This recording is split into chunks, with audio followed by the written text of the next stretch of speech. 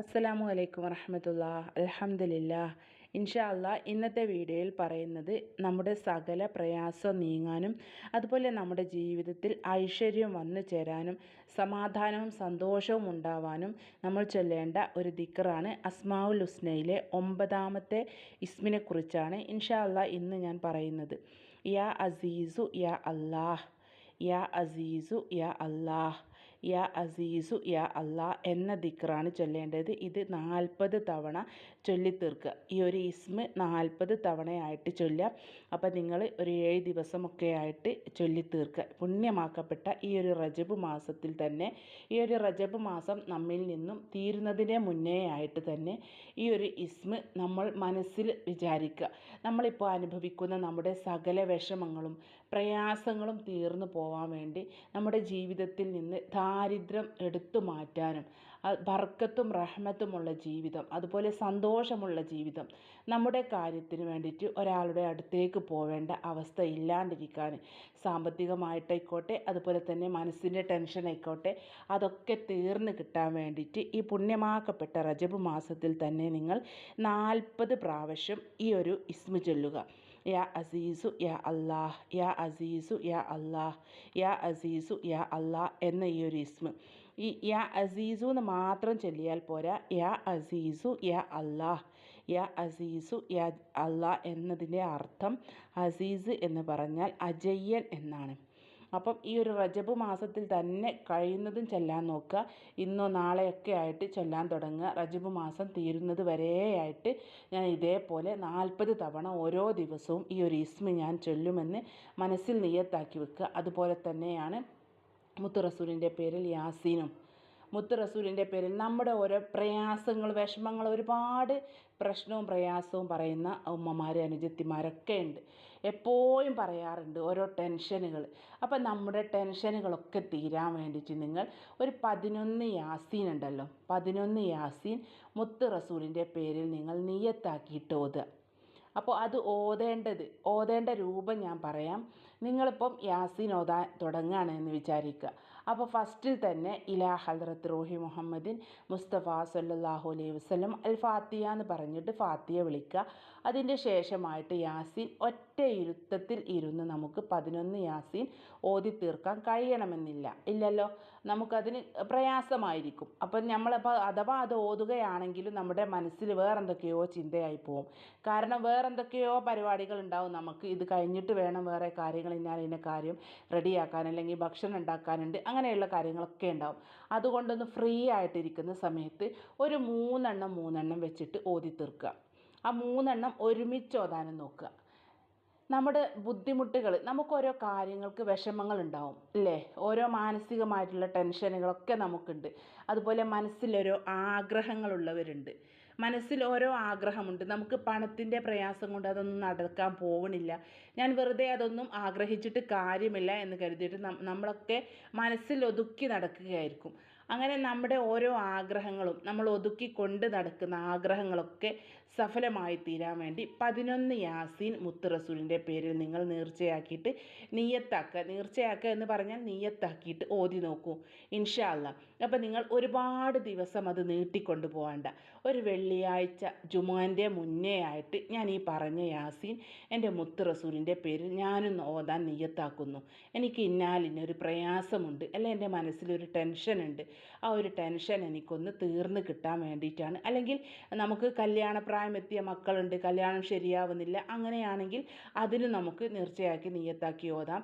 അല്ലെങ്കിൽ ഒരു വീടുണ്ടാവാൻ വേണ്ടിയിട്ടാണ് മനസ്സിൽ അതിയായ ആഗ്രഹമുള്ളത് എങ്കിൽ അങ്ങനെ. അതുപോലെ തന്നെ ഭർത്താവിൻ്റെ സ്വഭാവം നന്നായി കിട്ടാനാണ് നമ്മുടെ മനസ്സിൽ അതിയായ മോഹമുള്ളത് എങ്കിൽ അങ്ങനെ. എന്ത് ഹലാലായിട്ടുള്ള ആവശ്യവും നടന്ന് കിട്ടാൻ വേണ്ടി ഇതേപോലെ ഒന്ന് നിങ്ങൾ നിയ്യത്താക്കിയിട്ട് ഓതുക. ഇത് പുണ്യമാക്കപ്പെട്ട റജബ് മാസമാണ് അല്ലേ. പ്രത്യേകിച്ച് നമ്മൾ ഓരോ കാര്യം ഓതുകയാണെങ്കിലും ചൊല്ലുകയാണെങ്കിലും ഒക്കെ ഇരട്ടി പ്രതിഫലം കിട്ടുന്ന മാസമാണിത്. അതുകൊണ്ട് മനസ്സിൽ നിയ്യത്താക്കി, നല്ല മനസ്സോട് കൂടിയിട്ട് നിയ്യത്താക്കിയിട്ട് ഈ റജബ് മാസം തന്നെ, ഈ റജബ് 28-ൻ്റെ ഒക്കെ മുന്നേ ആയിട്ട് ഓതി തീർക്കുക. നിങ്ങളൊന്ന് ഓതി നോക്കി, നിങ്ങൾക്ക് തന്നെ അത്ഭുതം സംഭവിക്കും. വിചാരിക്കുന്നതിനും അപ്പുറമുള്ള കാര്യങ്ങളായിരുന്നു നമ്മുടെ ജീവിതത്തിൽ ഉണ്ടാവുക. ഇത് ഓതുന്ന സമയത്ത് ഇതിൻ്റേതായ ഒരു അതബോട് കൂടിയിട്ടും നമ്മൾ മുത്ത് റസൂലിൻ്റെ പേരിലാണ് നിയ്യത്താക്കി ഓതുന്നത് യാസീൻ എന്നൊരു ബോധം നമ്മുടെ മനസ്സിലുണ്ടാവണം. അല്ലാണ്ട് നമ്മൾ അയ്യ ഡ്രസ്സിലൊക്കെ നജസും മൂത്രങ്ങളൊക്കെ ഉണ്ട്, എന്നിട്ട് അതേപോലെ അങ്ങോട്ട് പോയിട്ട് വുളു എടുത്ത് വന്നിട്ട് ആ ഖുർആൻ മടിയിൽ വെച്ചിട്ട് ഓതുക, അങ്ങനെ ഒരു രീതിയിലൊന്നും ഓതിയാൽ ഒരിക്കലും നമുക്ക് ഫലം കിട്ടില്ല. ഫലം തീർച്ചയായിട്ടും കിട്ടും. അത് നിങ്ങൾക്ക് തന്നെ അറിയാം. നമ്മൾ ആരുടെ പേരിലാണ് ഓതുന്നത്? മുത്ത് റസൂലിൻ്റെ പേരിലാണ് നമ്മൾ യാസീൻ 11 നിയ്യത്താക്കി ഓതാൻ വിചാരിക്കുന്നത്. അതിന് 100% ഫലം കിട്ടും, ഉറപ്പല്ലേ? അത് നിങ്ങൾക്ക് ചിലപ്പം ഫലം കിട്ടിയില്ല എന്ന് വരും. അത് നിങ്ങളുടെ അടുത്ത് നിന്ന് വന്ന മിസ്റ്റേക്ക് കൊണ്ട് മാത്രമായിരിക്കും.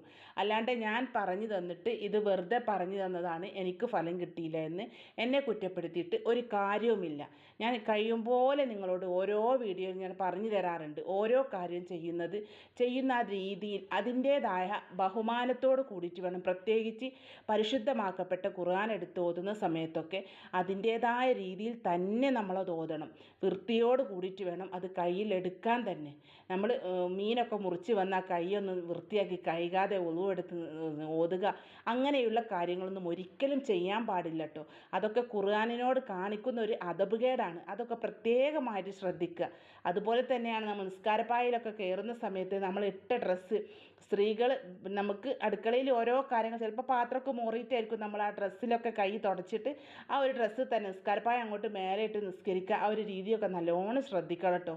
ആ നിസ്കാരപ്പായയിൽ കയറുന്നതിന് മുന്നേ ആയിട്ട് നമ്മൾ ധരിച്ചിട്ടുള്ള ആ ഡ്രസ്സെങ്കിലും ഒന്ന് മാറ്റുക, അല്ലെങ്കിൽ മേലൊക്കെ കഴുകി ഒന്ന് വൃത്തിയാവുക. നമ്മൾ അള്ളാൻ്റെ മുന്നിലല്ലേ നിൽക്കാൻ പോകുന്നത്.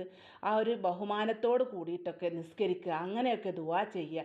അതുപോലെ തന്നെ ഈ പറഞ്ഞ കാര്യങ്ങളൊക്കെ ആ ഒരു രീതിയിൽ നിങ്ങൾ എടുത്ത് ഓതുക. ഞാനിപ്പോൾ പറഞ്ഞില്ലേ നമ്മുടെ മുത്ത് റസൂലിൻ്റെ പേരിൽ നിയ്യത്താക്കി ഓതാൻ. അപ്പോൾ ഈ പറഞ്ഞ രീതിയിൽ ഈ കാര്യങ്ങളൊക്കെ ഒന്ന് ശ്രദ്ധിച്ചിട്ട് നിങ്ങൾ നിയ്യത്താക്കി ഒന്ന് നോക്കി 3 വെച്ചിട്ട് ഓതുക. അല്ലെങ്കിൽ 2 നിങ്ങൾക്ക് ഓതാൻ കഴിയുന്നതെങ്കിൽ 2 ഓതിയാൽ മതി. അല്ല എങ്കിൽ നിങ്ങൾക്ക് 11 എനിക്ക് ഒരുമിച്ചിരുന്ന് ഓതി തീർക്കാൻ പറ്റുമെന്നുണ്ടെങ്കിൽ അതേപോലെ നിങ്ങൾക്ക് ഓതി തീർക്കാൻ പറ്റുന്നതാണ്. ഇൻഷാ അല്ലാഹ് ഫലം 100% നിങ്ങൾക്ക് കിട്ടും. അത്ഭുതമായിട്ടുള്ള റിസൾട്ട് നിങ്ങൾക്ക് അനുഭവിക്കും. അത് 100% ഉറപ്പാണ്. അതുപോലെ തന്നെയാണ് ഇതൊക്കെ ഓതിയതിന് ശേഷമായിട്ട് നിങ്ങളൊരു 100 സ്വലാത്തോ അല്ലെങ്കിൽ ഒരു 101 സ്വലാത്ത് 101 സ്വലാത്ത് തന്നെ നമ്മുടെ സകല പ്രയാസവും തീരാൻ വേണ്ടിയിട്ട് ഞാൻ എപ്പോഴും നിങ്ങളോട് പറഞ്ഞു തരുന്ന സ്വലാത്താണ്. അല്ലാഹുമ്മ സല്ലി അലാ സയ്യിദിന മുഹമ്മദിൻ ഖദ് ലാഖത്ത് ഹീലത്തി അദ്രികിനി യാ റസൂലല്ലാ. അല്ലാഹുമ്മ സല്ലി അലാ സയ്യിദിന മുഹമ്മദിൻ ഖദ് ലാഖത്ത് ഹീലത്തി അദ്രികിനി യാ റസൂലല്ലാ. അല്ലാഹുമ്മ സല്ലി അലാ സയ്യിദിന മുഹമ്മദിൻ ഖദ് ലാഖത്ത് ഹീലത്തി അദ്രികിനി യാ റസൂലല്ലാ എന്ന സ്വലാത്ത് ഈ ഒരു ഞാൻ പറഞ്ഞ യാസീൻ നമ്മുടെ മുത്ത് റസൂലിൻ്റെ പേരിൽ ഓതിക്കഴിഞ്ഞതിൻ്റെ ശേഷം ആയിട്ട് ഒരു 101 തവണയും ഇത് ചൊല്ലിയിട്ട് വളരെ നല്ല മനസ്സോട് കൂടിയിട്ട് വേറെ ചിന്തകളൊന്നും മനസ്സിലില്ലാതെ ഞാൻ അള്ളാൻ്റെ മുന്നിലേക്കാണ് ദുആ ചെയ്യാൻ പോകുന്നത്. അള്ള എൻ്റെ മുന്നിലുണ്ട് എന്നൊരു വിശ്വാസത്തോട് കൂടിയിട്ട് കൽബിൽ പ്രയാസവും വിഷമങ്ങളും ഒക്കെ നിങ്ങൾ അള്ളാഹിനോട് ദുആ ചെയ്യുക. തീർച്ചയായിട്ടും നിങ്ങൾക്കതിന് ഉത്തരം അള്ളാഹു നൽകും, ഉറപ്പാണ്. അർഹമായിട്ടുള്ള പ്രതിഫലം നിങ്ങൾക്ക് അതിന് അള്ളാഹു നൽകട്ടെ. അപ്പോൾ ഇൻഷാ അല്ലാഹ് ഈ 2 കാര്യങ്ങളാണ് ഞാൻ പ്രധാനമായിട്ട് നിങ്ങളോട് പറഞ്ഞത്. ഒന്നാമത്തേത് യസ്മാഉൽ ഹുസ്നയിലെ 9ാമത്തെ ഇസ്മാണ് യാ അസീസു യാ അല്ലാ എന്ന ഇസ്മ 40 പ്രാവശ്യം ഓതി തീർക്കുക. അതൊരു 7 ദിവസമായിട്ടോ അല്ലെങ്കിൽ 5 ദിവസമായിട്ടോ 40 തവണ, ഓരോ ദിവസവും 40 തവണയായിട്ട് ഓതി തീർക്കുക. റജബ് മാസം കഴിയുന്നതിൻ്റെ മുന്നേ. റജബ് തീരുമ്പോഴേക്കും നിങ്ങളെ മനസ്സിലുള്ള പ്രയാസം തീരാനാണ്, വിഷമം തീരാനാണ്, എല്ലാ സങ്കടങ്ങളും തീർന്ന് സമാധാനമാവാനാണ്. ഒരുപാട് സങ്കടത്തോടെയാണ് വാട്സപ്പിലൂടെ ഒരുപാട് ഉമ്മമാർ സഹോദരിമാരൊക്കെ ഓരോ പ്രയാസങ്ങൾ പറയുന്നത്. അപ്പോൾ ഈ റജബ് തീരുന്നതിന് മുന്നേ തന്നെ നമ്മുടെ ഓരോരുത്തരുടെ പ്രയാസം നമുക്ക് തീർക്കണം ഇൻഷാ അല്ലാഹ്. ഒരുപാട് പേര് യാ അർഹമർ റാഹിമീൻ എന്ന ദിക്റിനെ കുറിച്ച് ഞാൻ 2-3 വീഡിയോൻ്റെ മുന്നേ ആയിട്ട് വീഡിയോയിൽ പറഞ്ഞതാണ്.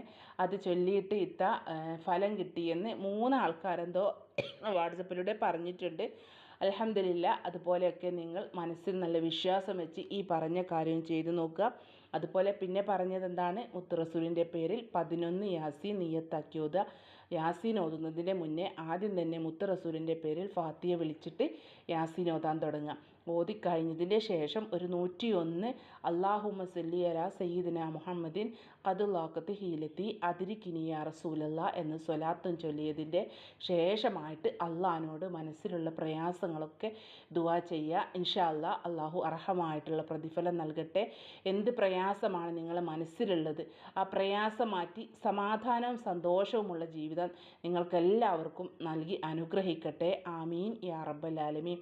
അതുപോലെ ഒരുപാട് പേര് എന്നോട് ചോദിച്ചതാണ് ഓരോ നിസ്കാരത്തിൻ്റെ ശേഷവും ചൊല്ലാവുന്ന കാര്യങ്ങളൊക്കെ ഒന്ന് പറഞ്ഞു തരുമെന്ന്.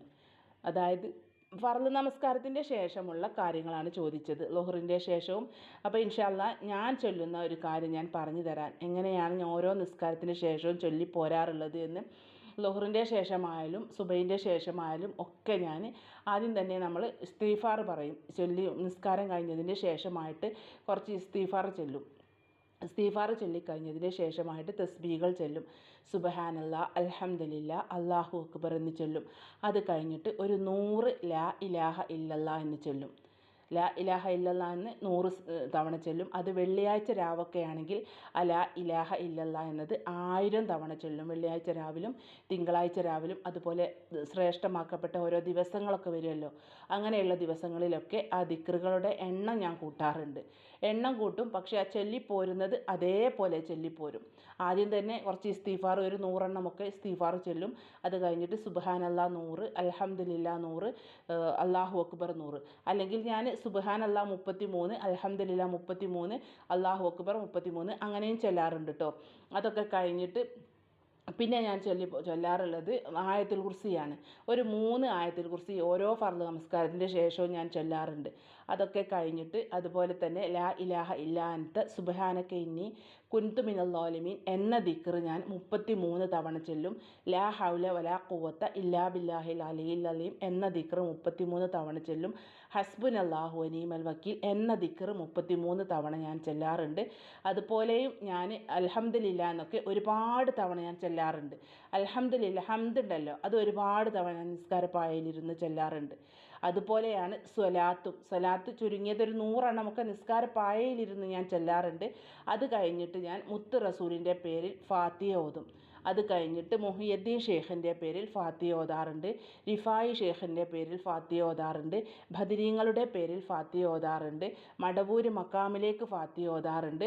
അതുപോലെ തന്നെ ഉള്ളാൾ ദർഗയിലേക്ക് ഫാത്തിഹ ഓതാറുണ്ട്. കണ്ണിയത്ത് ഉസ്താദിൻ്റെ മക്കാമിലേക്ക് ഫാത്തിഹ ഓതും. അതുപോലെ തന്നെയാണ് ഞാൻ പോയിട്ടുള്ള മക്കാമ്, നമുക്കൊരു പോയിട്ട് നമുക്ക് അറിയാവുന്ന മക്കാമുകളുണ്ടല്ലോ, ആ ഒരു മക്കാമിലേക്കൊക്കെ ഞാൻ ഓരോ നിസ്കാരത്തിന് ശേഷമായിട്ടും ഫാത്തിഹ ഓതാറുണ്ട്. അതുപോലെ തന്നെ ഫാത്തിമ ബീവിയുടെ പേരിൽ ഞാൻ ഫാത്തിഹ വിളിച്ചോതാറുണ്ട്. ഖദീജ ബീവിയുടെ പേരിൽ ഫാത്തിഹ ഓതാറുണ്ട്. അങ്ങനെ ഒരുപാട് പേരുടെ പേരിൽ ഞാൻ ഫാത്തിഹ നിസ്കാരം കഴിഞ്ഞിട്ടൊക്കെ ഓതാറുണ്ട്. അത് കഴിഞ്ഞിട്ട് പിന്നെ കുറച്ച് കാര്യങ്ങളൊക്കെ, കുറച്ച് ദിക്റുകളും സലാത്തുകളും ഒക്കെ വീണ്ടും സലാത്ത് ഇബ്രാഹിമിയ സലാത്ത്, അതുപോലെ നാരിത്ത് സലാത്ത്, അതൊക്കെ ഒരു 11 എണ്ണം വീതം വെച്ചിട്ട് ചൊല്ലും. എന്നിട്ട് ദുആ ചെയ്യാറാണുള്ളത്. അപ്പോൾ ഇൻഷാ അല്ലാ ഇതിനെക്കുറിച്ച് വിശദമായിട്ട് ഞാനൊരു വീഡിയോ ചെയ്യുന്നതാണ്. അപ്പോൾ എന്നോട് കമൻറ്റിലൂടെയും ചോദിച്ചിട്ടുണ്ടായിരുന്നു അതിനെക്കുറിച്ചുള്ളൊരു വീഡിയോ ഒന്ന് പറഞ്ഞു തരുമെന്ന്. അപ്പോൾ ഇൻഷാ അല്ലാ ഞാനൊരു ദിവസം അങ്ങനെയുള്ളൊരു വീഡിയോ ആയിട്ട് വരുന്നതായിരിക്കും. അപ്പോൾ ഞാൻ ഇന്ന് പറഞ്ഞ ഈ കാര്യങ്ങളൊക്കെ നിങ്ങളൊന്ന് നിയ്യത്താക്കി നോക്കുക.